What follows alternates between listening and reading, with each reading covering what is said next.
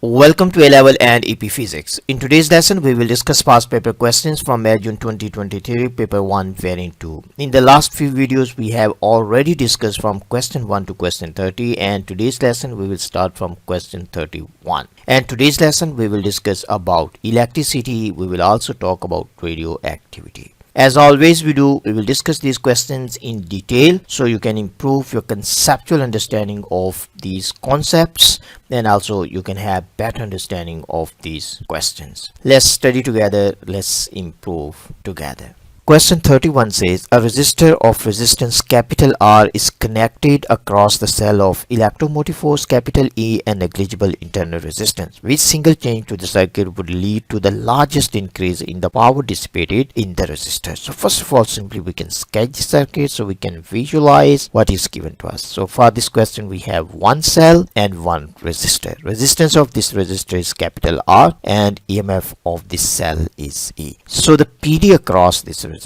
also has to be equal to E because there is no internal resistance, and also these wires are ideal wires. So this is the PD across this resistor. So we can write down the power dissipated. Power will be equal to V squared divided by R, and in this case V is equal to E. So we can say this is E squared divided by R. Now if you look at given option, for first case it is given to us doubling the value of E. So we can write down PA. So if we double the value of E, it simply means that we have 2E squared divided by R. So we will have in this case 4 times P. 4 times P. And for option B, doubling the value of R, so we can also write down PB. This is E square divided by R. Doubling the value means this is 2 times. So it simply means that the PB, this has to be equal to P divided by 2. For option C, it is given to us halving the value of E. So we can also calculate PC for this one. So we have half E. So E by 2 square divided by capital R. So in this case, we will get this is E squared divided by 4R. So it means this is P divided by 4. This is our reference. We're using this one as a reference. This is our reference. Now if we go to PD, so we can also halving the value of R. So this is straightforward. E squared divided by R divided by 2. So we will get this is 2 times E squared divided by R. Or simply we can say this is 2P. So we need to find the largest increase. So the largest increase is in first case, means for option A. This one is the largest. So the answer for this question is A. Question 32 says an electrical cable is made up of one thick strand of copper wire that is surrounded by 8 thin strands of copper wire. All 9 strands of wire are connected in parallel with each other. A cross-section of the cable is shown. Each thin strand of wire has cross-sectional area capital A and length capital L. The thick strand of wire has cross-sectional area 4A and length is equal to capital L. The cable has total resistance capital R, which expression gives resistivity of copper. So this question is simply about resistance. We need to understand how to use this formula. R is equal to rho L by A. So this is the formula you need to answer this question. For this question, what is given to us? It is given to us that total resistance. So R is the total resistance in this case. This is given to us. So we have value of total resistance. L in this case is given to us. This is the length and this is equal to L. Each strand of wire has the same length L. So we can imagine this each strand, area of this one is A, area of this one is A, area of this one is A. Simply we can write down first of all. So each strand has the same area, and this one has area that is equal to 4A. Now you can simply imagine we have these wires like this. Like my fingers, you can see like this. We can imagine is a one thick wire. So we can say the total length, each wire has the same length, so it means total length is equal to L. And how about the total area? A here representing total area. Total area. Total area in this case will be equal to 4A plus 8.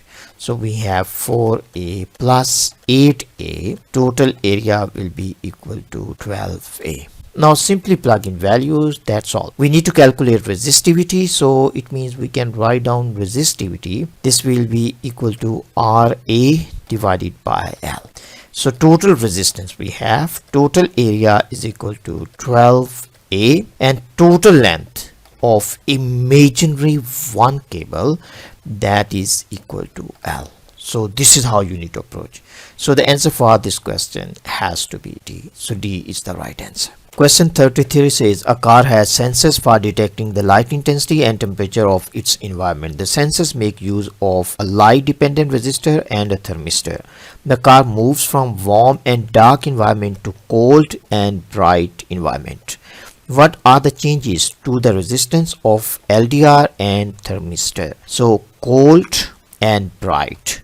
Cold, so mean thermistor. So cold, this is linked with thermistor.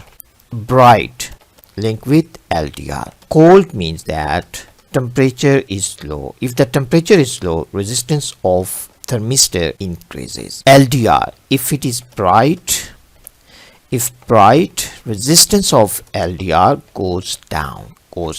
So it means in this case resistance of LDR will decrease and resistance of thermistor will increase. Resistance of LDR decrease, so this is right. Resistance of thermistor increase, so this is also right. So the answer for this question is C. Pretty straightforward question. You need to understand how the resistance of thermistor change with temperature and also how the resistance of LDR changes with temperature. Question 34 says a student assembles the circuit shown in the figure. Which row describes the state of the two lamps? State simply means that lamp is on or lamp is off. So if you look at this lamp, so this side is positive, so this side of diode is also positive, this is negative, so it means current can flow like this. So this will be on, so this will be on. And if you look at this diode, this is positive, this is negative, so it means current can also flow in this direction. Current can flow in this direction, but in this case this is negative, this is positive, so current can not flow. If you look at these two lamps, this lamp also will be on because current can flow like this. So these two lamps, they will be on. For this one, current can flow like this. So it means both lamps will be on. So the answer for this one has to be D.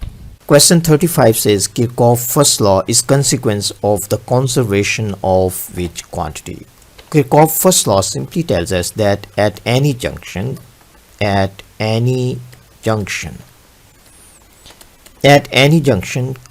entering, sum of the currents entering, so we can say entering, this one has to be equal to sum of currents leaving.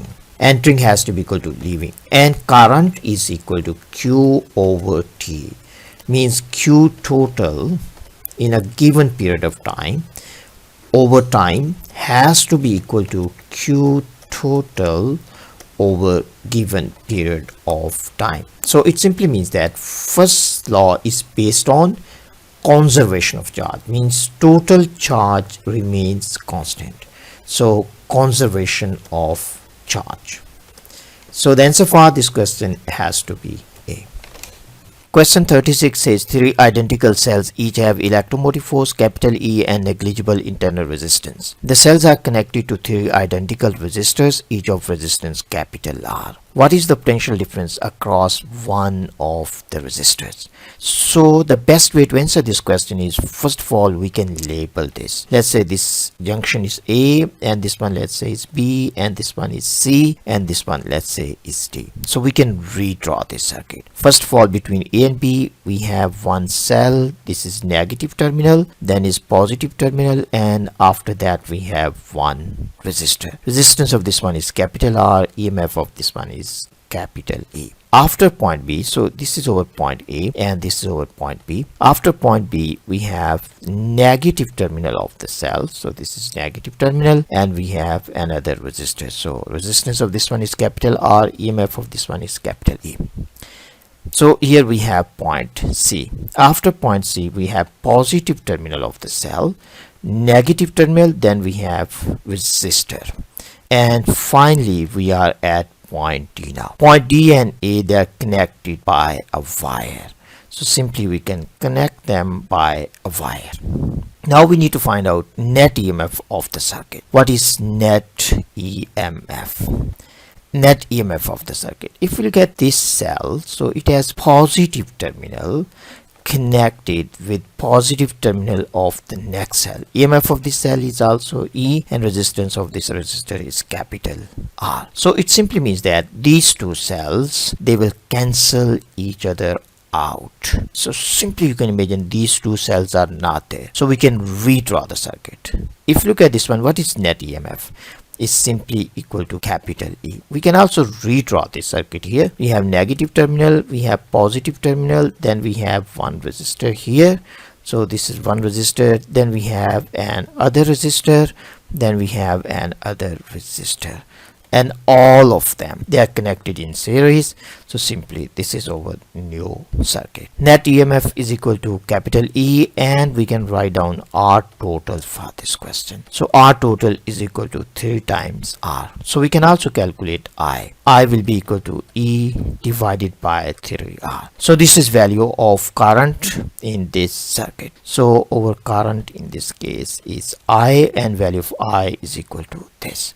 Question is asking us to calculate value of V across any one cell. So we have resistance of this resistor, and we have current passing through the resistor. So simply we can calculate value of V. V will be equal to I times resistance of resistor. I is equal to E divided by 3R multiplied by R.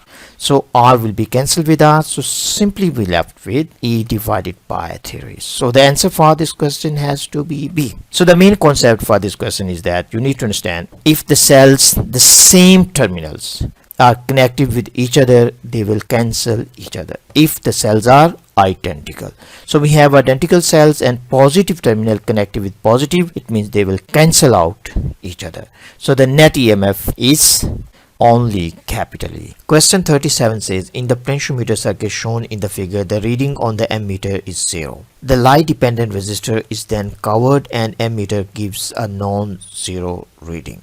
Which change could return the ammeter reading to 0? LDR is covered. It simply means that less light falling on LDR. So we can say less light falling on LDR. Less light falling on LDR simply means that darkness, dark. So if dark, it simply means that resistance of LDR will increase. So if resistance of LDR increase, it also means that the PD across LDR, this one will also increase. PD will increase here. And PD across this fixed resistor, this one will decrease. So PD here will decrease. PD here decrease, it means PD in this part also has to decrease. So we can say V here has to decrease. And for wire of constant resistivity and constant cross-sectional area, we need to understand V will be, so we can say V is equal to I times capital R, and capital R is equal to rho L by A, rho L by. And from here we can see that I is constant, means same current is passing through this wire. Rho, resistivity of the wire, is constant. Area of the wire is constant. So simply we can say in this case V is directly proportional to L. So V is directly proportional to L. So if V decrease, it means L of this part has to decrease. So it simply means that this sliding contact, it has to move to the left. So it has to be somewhere here now. So if you look at given options, it is given to us moving the sliding contact to the left. Yes, because the potential drop across this part decrease, so the contact has to move to the left. So the PD across this part of the wire, we can say V here, this PD has to be equal to this PD. So that's the reason sliding contact has to be moved to the left. A beautiful question on potentiometer, and also a typical type of question. You need to understand why sliding contact has to move to the left, because V is directly proportional to L. So if V go down, L has to go down. So that's the reason it has to move to the left. So the answer for this question is C. Question 38 says, what are isotopes? Isotopes are atoms of the same element with same number of protons and different number of neutrons. So we can say same protons means the same number of protons and different number of neutrons. So this is the main concept you need to understand about isotopes. Different number of neutrons. If you look at given options, it is given to us nuclei of different elements with the same number of neutrons. This is incorrect. Nuclei of different elements with same number of nucleons, also incorrect. Nuclei of the same element with different number of neutrons, this one is correct. Nuclei of the same element with different number of protons, if proton number is different, it means it is a different element. So the answer for this question has to be C. Question 39 says, a neutron is fired at uranium-235 nucleus. The neutron is absorbed by the nucleus, which then splits to form nuclei of barium and krypton. What is the number of free neutrons emitted when uranium-235 nucleus splits? So first of all, simply we can write down the equation. We have neutron. This neutron is fired at uranium-235. And this neutron is absorbed by uranium-235. So we have 235 plus 1 means 236. Atomic number remains same. And this nucleus is very, very unstable. So it will decay into barium, means this nucleus will split into barium.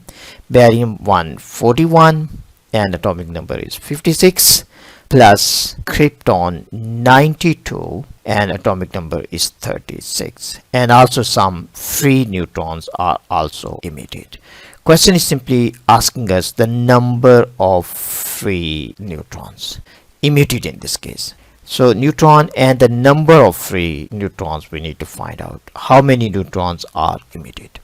In order to answer this question, simply we can look at atomic number and mass number. So we have mass number here, this is 236, and here we have 141 plus we have 92 plus we have the number of neutrons. We don't know this number. So if we add these two together, the sum of these two, we will get this is equal to 233, means the sum of these two. So this one has to be 3. So it means 3 neutrons are emitted. We can also look at atomic number. We have 92. So 92, here we have 56 and here we have 36. And sum of these two plus it has no atomic number, means it has no charge, 0. Sum of these two is equal to 92. It simply means that number of protons are 92. So number of protons 92. So we have 56 here, we have 36 here, so no proton here. So this one has to be number of neutron. So 3 neutrons are emitted in this process. Question 40 says, a pi plus meson has a charge of plus E, where E is the elementary charge. It consists of an up quark and one other quark. What could be the other quark in the pi plus meson? So first of all, we need to understand meson. Meson consists of one quark. It consists of one quark and one anti-quark. So this is the composition of a meson. So we can write down anti-quark. For this question, it is given to us that pi plus meson, it consists of one up quark and it consists of an other quark. So an other quark, it has to be anti-quark. So it can be anti-down quark or it can be anti-up. But C and D, they are not possible. Now if you look at the charge of up quark has charge plus 2 by 3e. So the charge on this quark has to be 1 over 3e. So it simply means that this quark is anti-down quark. Because charge on down quark is minus 1 over 3e, and charge on anti-down quark, this is plus 1 over 3e. So the answer for this one has to be A. Anti-up quark, the charge on this one is minus 2 by 3e. So this one is not possible. So the answer for this question has to be A. That's all for this video and also for this paper. I hope this video was helpful and you have improved your understanding of concepts and also you have better understanding of these questions. If this video was helpful, please like and subscribe, and also you can leave your questions in comments and I will try to answer as soon as possible. See you in next video.